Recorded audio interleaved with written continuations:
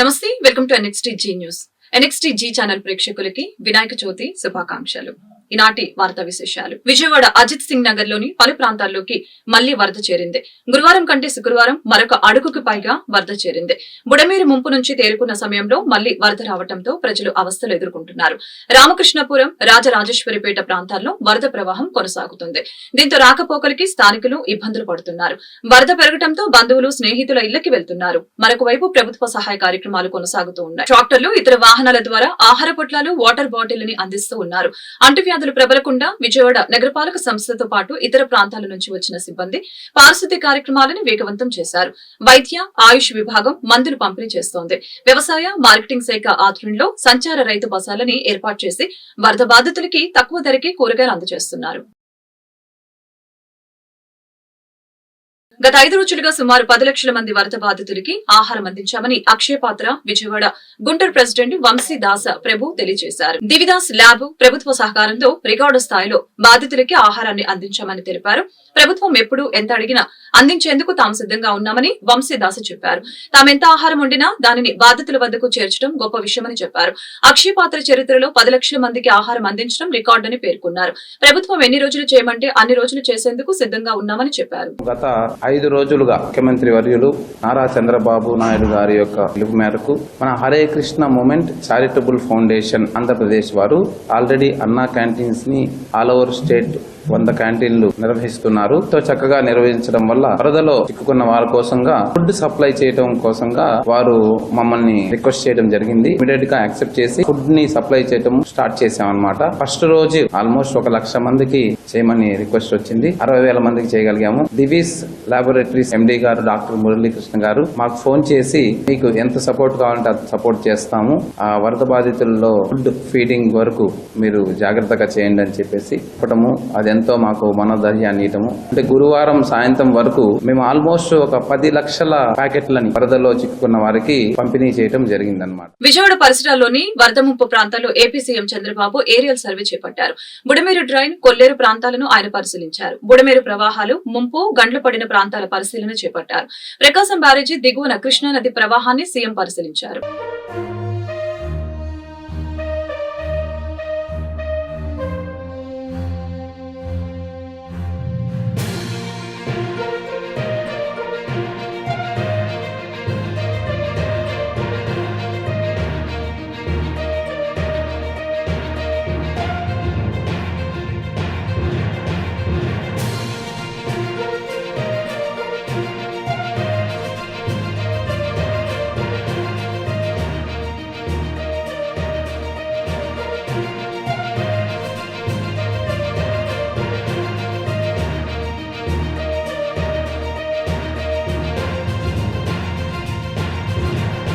కృష్ణా జిల్లాలోని వరద ప్రభావిత ప్రాంతాల్లో కేంద్ర మంత్రి శివరాజ్ సింగ్ చౌహాన్ పర్యటించారు. కేసరపల్లిలో దెబ్బతిన్న వరి పంటను పరిశీలించారు. ఆయన వెంట కేంద్ర మంత్రి పెమ్మసాని చంద్రశేఖర్, రాష్ట మంత్రులు కొల్లు రవీంద్ర, అచ్చెన్నాయుడు, ఎమ్మెల్యేలు యార్లగడ్డ వెంకట్రావు, బీజేపీ రాష్ట అధ్యక్షురాలు పురంధేశ్వరి తదితరులు ఉన్నారు. కేంద్రం అన్ని విధాలా ఆదుకుంటుందని రైతులకి భరోసా ఇచ్చారు.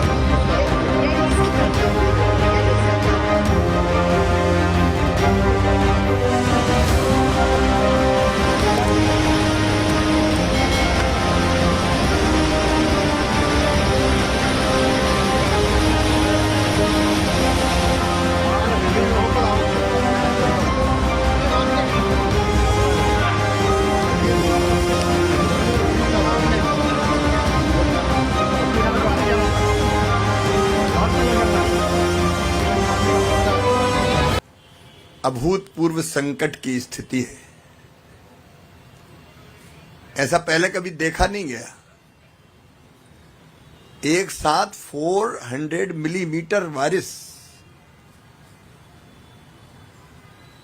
और उसके कारण जल प्रलय की स्थिति उत्पन्न हुई। बुड़मेरू में कई ब्रीच हो जाने के कारण और अनपेक्षित पानी आने के कारण विजयवाड़ा में पानी भरा हुआ है। अभूतपूर्व संकट की स्थिति है, लेकिन मैं आंध्र प्रदेश के मुख्यमंत्री और देश के सम्मानीय नेता श्रीमान चंद्रबाबू नायडू गारू जी को इस बात के लिए धन्यवाद दूंगा कि वो और उनकी पूरी टीम 24/7 यही उनका सेक्रेटरिएट बना लिया कलेक्ट्रेट को और 24 घंटे काम कर रहे हैं। जब से ये संकट की स्थिति पैदा हुई, प्रदेश की सरकार ने सीएम साहब के नेतृत्व में दिन और रात काम किया और केंद्र ने भरपूर सहयोग किया। एनडीआरएफ की टीमें यहां काम कर रही है लगातार। एयरफोर्स के, नौसेना के हेलीकॉप्टर्स जितने मांगे गए, केंद्र सरकार ने, प्रधानमंत्री जी ने, होम मिनिस्टर साहब ने उनको भेजने का काम किया और दिन और रात राज्य सरकार के साथ मिलकर संकट की स्थिति से जनता को निकालने का प्रयास किया। और इसलिए इतने भयानक जल प्रलय के बाद भी ह्यूमन लॉस, मानव जीवन का नुकसान बहुत न्यूनतम हुआ है। अगर सरकार इतनी दक्षता से काम नहीं करती तो यह स्थिति बहुत भयावह हो जाती। अब तत्काल जो सवाल सामने है, రాష్ట్ర ప్రజలు వరదల్లో అల్లాడిపోతుంటే సీఎం చంద్రబాబు బాధ్యత లేకుండా ప్రవర్తిస్తున్నారని వైఎస్ఆర్సీపీ మాజీ ఎమ్మెల్యే టీచర్ సుధాకర్ బాబు తెలిపారు. వరదల్లో ప్రజల మరణాలకి చంద్రబాబు కారణమంటూ ఘాటు వ్యాఖ్యలు చేశారు. రాష్ట్ర ప్రజలకి చంద్రబాబు క్షమాపణ చెప్పాలని డిమాండ్ చేశారు. కాగా టీచర్ సుధాకర్ బాబు శుక్రవారం మీడియాతో మాట్లాడారు. చంద్రబాబు కొంచెం కూడా బాధ్యత లేదు. కేంద్ర మంత్రి శివరాజ్ సింగ్ చౌహాన్, చంద్రబాబు ఒకరిని ఒకరు మెచ్చుకుంటూ కాలం గడిపారు. ఆగస్టు 28వ తేదీనే జాతీయ విపత్తు నిర్వహణ సంస్థ హెచ్చరించినా చంద్రబాబు పట్టించుకోలేదు. వెలగలేరు వద్ద గేట్లు ఎత్తాలని అధికారులు చెప్పినా ప్రభుత్వం ఎందుకు పట్టించుకోలేదు? సమయంలో వైఎస్ఆర్సీపీ ఎంపీలను కొనుగోలు చేయడం, ముంబై నటి వ్యవహారాల మీదనే చంద్రబాబు దృష్టి పెట్టారని విమర్శించారు. భారత విపత్తుల సంస్థ 31వ తారీఖు కల్లా ఈ విధంగా అది వాయుగుండంగా మారి భారీ వర్షాలు, వరదలు వచ్చే ప్రమాదం ఉందని హెచ్చరించిన మాట వాస్తవమా కాదా?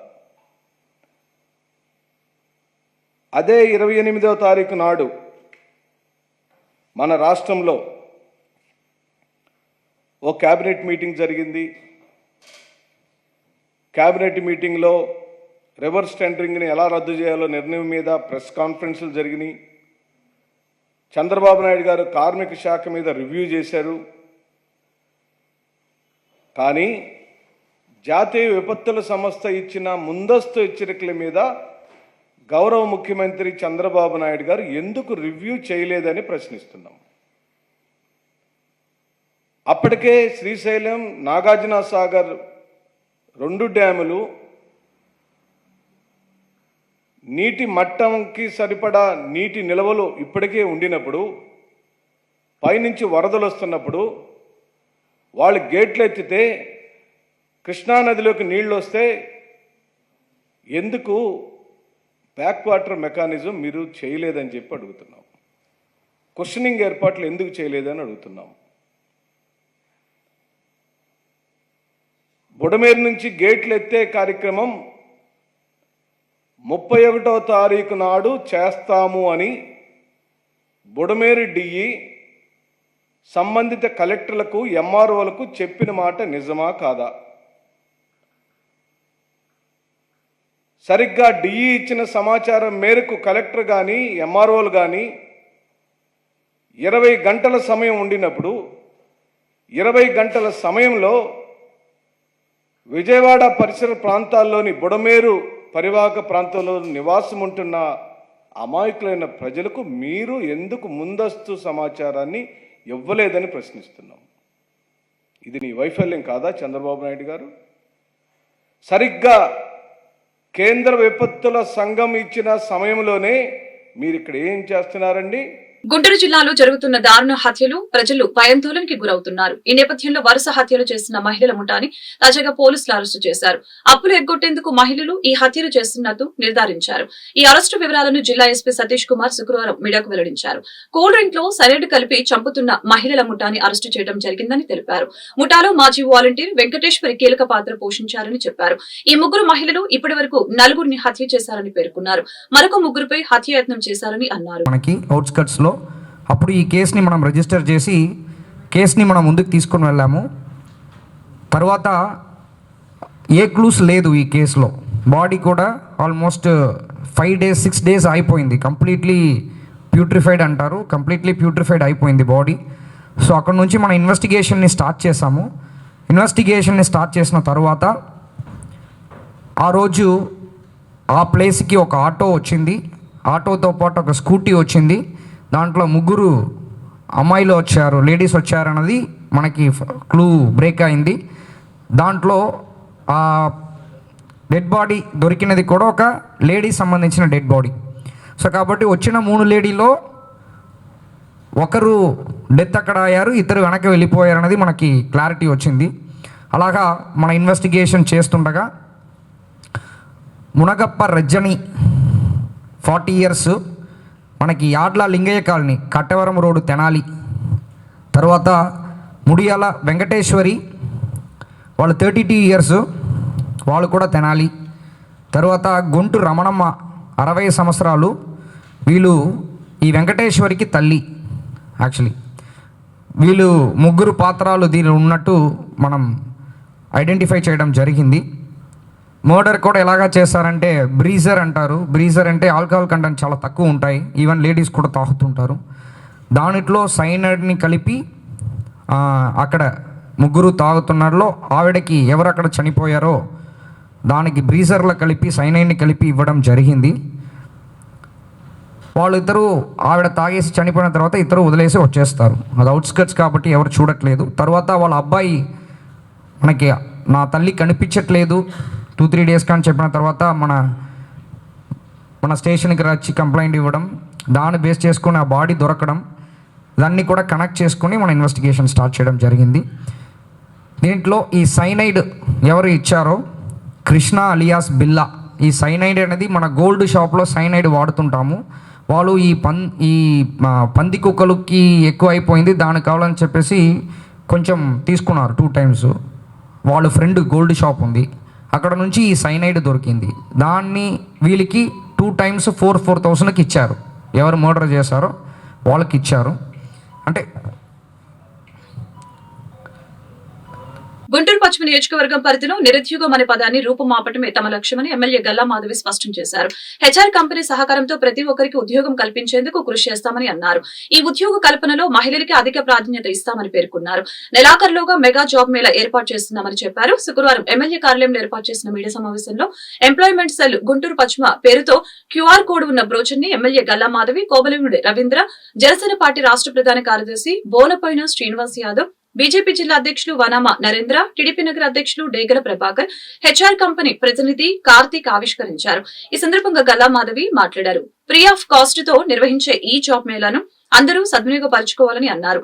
ఈ జాబ్ మేళా ప్రతి నెల నిర్వహిస్తామని అన్నారు. అలాగే విజయవాడ వరద బాధితుల్ని ఆదుకునేందుకు స్వచ్ఛంద సంస్థలు, దాతలు ముందుకు రావాలని పిలుపునిచ్చారు.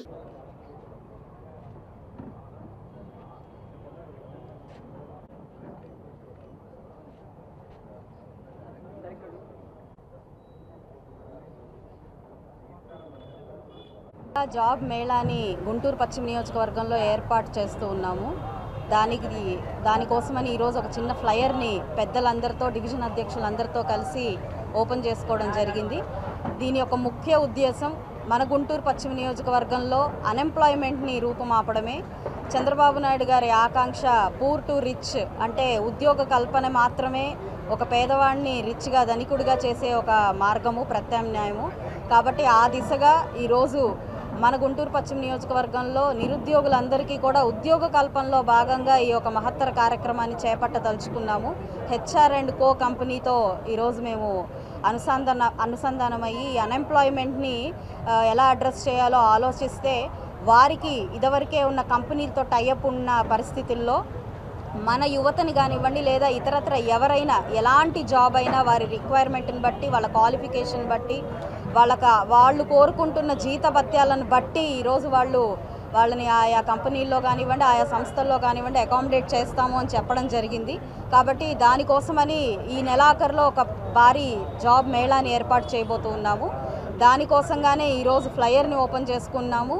అయితే నేను ప్రత్యేకించి ఉమెన్ ఎంపవర్మెంట్ మీద కాన్సన్ట్రేట్ చేస్తూ ఒక మహిళా ఎమ్మెల్యేగా నా పశ్చిమ నియోజకవర్గ మహిళలందరూ కూడా సాధికారత దిశగా ఉండాలి అనే ఒక ఆకాంక్షతో వారందరూ కూడా అంటే ఫైనాన్షియల్గా ఆధారపడే పరిస్థితుల్లో ఉండకూడదు అని చెప్పి వారిని అడిగినప్పుడు ఖచ్చితంగా ఉమెన్ని ఎక్కడైతే మనం మంచి అనుకూలమైన పరిస్థితుల్లో వాళ్ళకి ఉద్యోగ కల్పన ఇవ్వచ్చు అనే ఒక ఆలోచనతో ఈరోజు మేము వారిని అడిగినప్పుడు వారు ఖచ్చితంగా సమకూరుస్తాము అని చెప్పి మాకు హామీ ఇవ్వడం జరిగింది.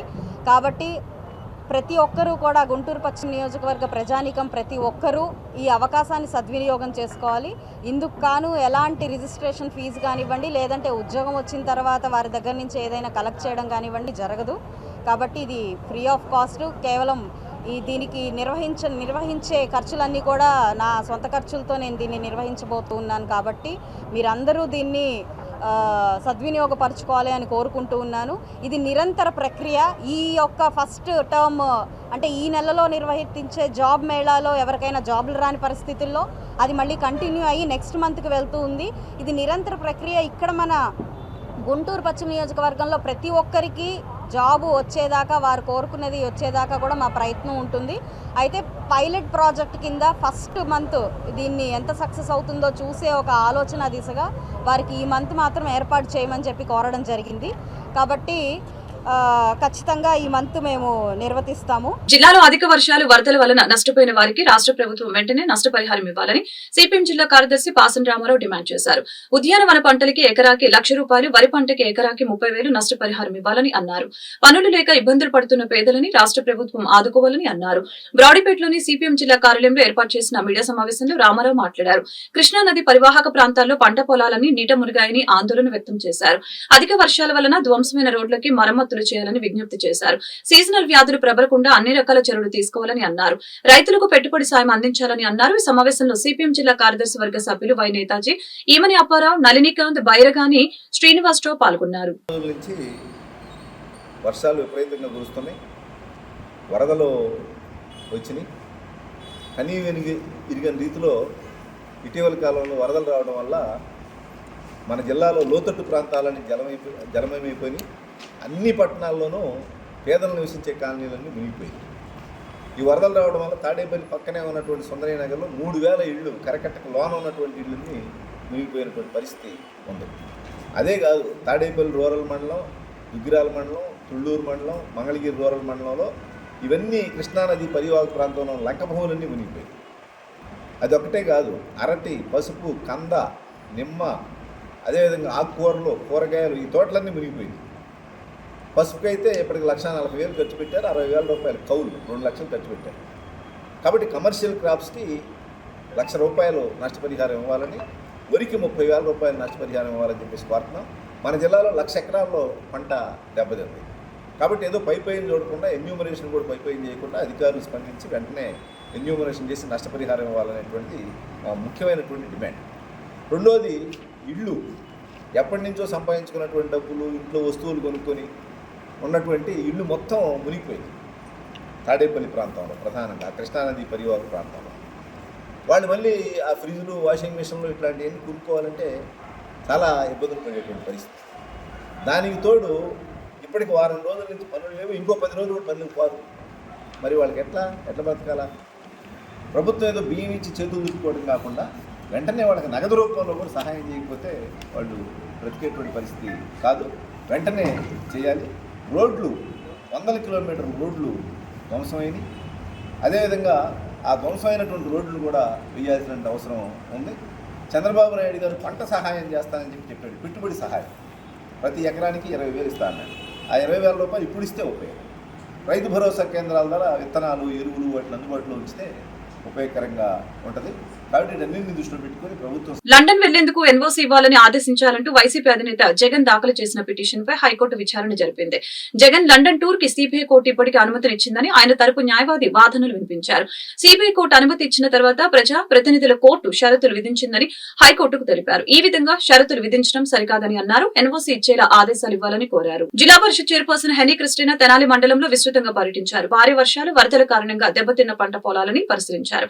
ఇంకా వరద ముంపులోనే ఉన్న ఇళ్లను సందర్శించారు. వరద బాధితుల్ని కలుసుకొని వారి సమస్యలను అడిగి తెలుసుకున్నారు. ప్రభుత్వం తరపున పూర్తి స్థాయిలో సహాయ సహకారాలు అందిస్తామని చైర్పర్సన్ స్పష్టం చేశారు. గతంలో ఎన్నడూ లేని విధంగా నష్టం జరగడం బాధాకరమని అన్నారు.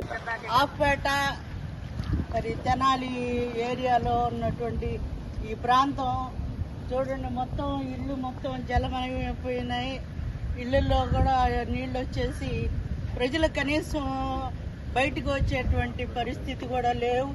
వారి ఉన్నటువంటి వస్తువులన్నీ కూడా మరి పాడైపోయి, మరి ఫ్రిడ్జ్లు కానివ్వండి, టీవీలు కానివ్వండి, వాళ్ళకున్న వస్తువులన్నీ కూడా ఈ నీటి ద్వారా బయటికి కొట్టుకొని వెళ్ళిపోయినాయి.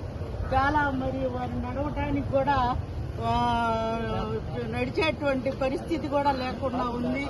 ఈరోజు మరి వారికి తప్పకుండా మరి ప్రభుత్వం నుండి సహాయ సహకారాలు అందించాలని నేను మరి ప్రభుత్వాన్ని నేను కోరుకుంటున్నాను. మా వంతుగా నేను తప్పకుండా మరి సీఎం గారి దృష్టికి తీసుకొని వెళ్ళి వారికి కావాల్సినటువంటి సహాయాన్ని అందేలాగా చూస్తానని మరి ఇక్కడ ఉన్నటువంటి ప్రజలకు నేను మనం చేస్తా ఉన్నాను. పర్యావరణ హిత మట్టి గణేష్ విగ్రహాలను తయారు చేసి అందరికీ వివిఐటి విద్యా సంస్థ గుంటూరులో ఉచితంగా పంపిణీ చేసింది. గత 10 ఏళ్లుగా వివిఐటి ఎకో ఫ్రెండ్లీ గణేష్ విగ్రహాలపై విద్యార్థులకి అవగాహన కల్పిస్తూ వాటిని పంపిణీ చేస్తోంది. మట్టి విగ్రహాలతో పర్యావరణ సమతుల్యత ఉంటుందని, వర్షాలు ఉష్ణోగ్రతలు అదుపులో ఉండటానికి సహకరించాలని అనుకునేవారు మట్టి వినాయకుల్ని పూజించాలని విద్యార్థులు తెలిపారు. ఈ మేరకు వివిఐటి కాలేజీ, వివా స్కూల్ విద్యార్థులు 2 రోజుల ముందే మట్టి విగ్రహాల తయారీ మొదలు పెడతారు. పండుగ ముందు రోజు గుంటూరులోని గుజ్జనకుండ్ల సెంటర్ వద్ద ఉచితంగా పంపిణీ చేస్తారు. ప్రతి ఏటా క్రమం తప్పకుండా మట్టి విగ్రహాల తయారీ చేపడుతున్న విద్యార్థులకి నగరవాసులు అభినందనలు తెలిపారు. ప్రకృతి నాశనం చేయకుండా పండుగలు జరుపుకుంటే అందరికీ మంచిదని వివిఐటి విద్యా సంస్థల ప్రతినిధులు తెలిపారు.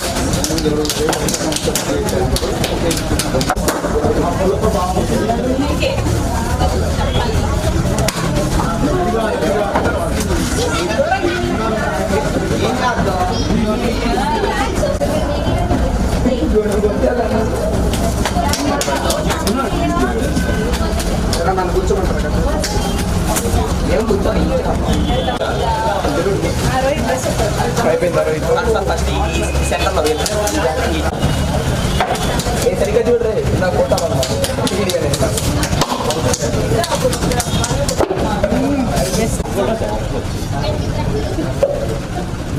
Press it. Yes. Make it soft. Press. Both the hands. Press.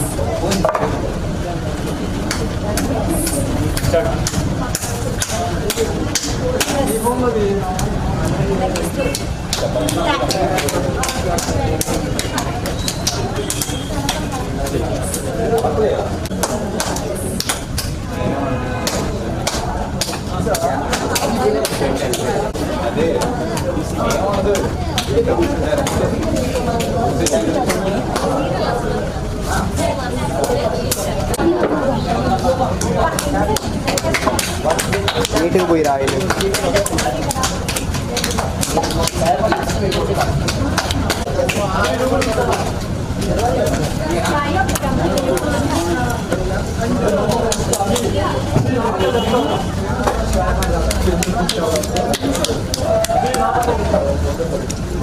Video మీదేరా పక్క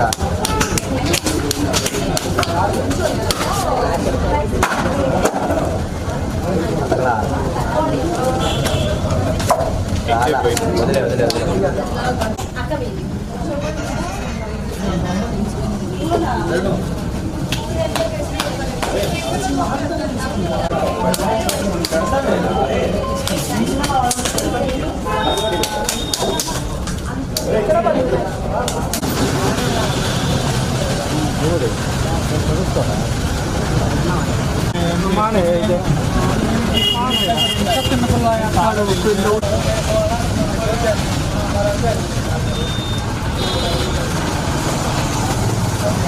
సార్ ఒకసారి చూడండి పడతారా చూపించు సార్ మీరు ఒకసారి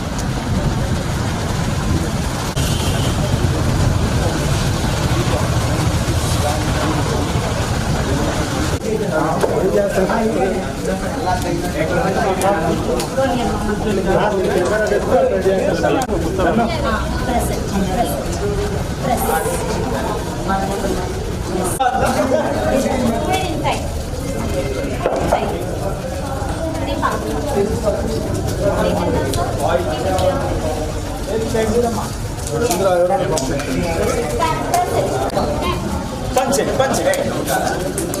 Harder, harder, more harder. You can. You are a Milky Way. Punch it, more harder. Yes. Should I help you? Yes, pick up this. So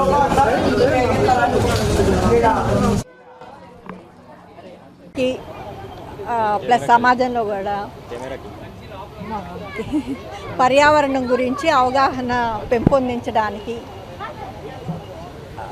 మట్టి వినాయకుడి వాళ్ళ ఉపయోగాలు పిల్లలందరికీ తెలియడానికి మేము స్కూల్ మొదలైనప్పటి నుంచి ఎవ్రీ ఇయర్ మా పిల్లల చేతే మట్టి వినాయకుడిని తయారు చేపించి అందరికీ పంచుతూ ఉంటాము.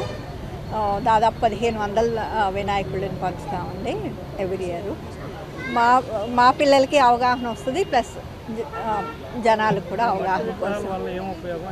పొల్యూషన్ మెయిన్ వాటర్ పొల్యూషన్ కానీ అది ఎకో ఫ్రెండ్లీ ఐడల్స్ అంటాము. వాటర్ పొల్యూషన్ జరగకుండా ఉంటుంది మెయిన్ యూజ్ అది. వాళ్ళకి ఒక కనెక్షన్ అనేది కూడా వాళ్ళు తయారు చేసుకున్న వినాయకుడిని వాళ్ళే పూజించడం అనేది వాళ్ళు తయారు చేసుకున్న గాడ్ ఆ కనెక్షన్ కూడా ఉంటుంది పిల్లలకి. సో వాళ్ళు తయారు చేసుకొని దాన్నే ఇంటికి తీసుకెళ్ళి పూజించుకోవడం అనేది it's very important. So Vinayaka Chavithi శుభాకాంక్షలు. ఆజ్ఞానం చేయడానికి కూడా మా పిల్లలు చాలా బాధపడతారు, ఎందుకంటే వాళ్ళు తయారు చేసుకున్నవి కదా వాటిని. Thank you. నిమజ్జనం చేయకుండా మట్టి పోసి ఆ మట్టిలో మొక్కలు పెంచుకుంటారు. వినాయక ఈ వార్తలు ఇంతటితో సమాప్తం. మరొక బులెటిన్ మళ్ళీ కలుద్దాం. నమస్కారం.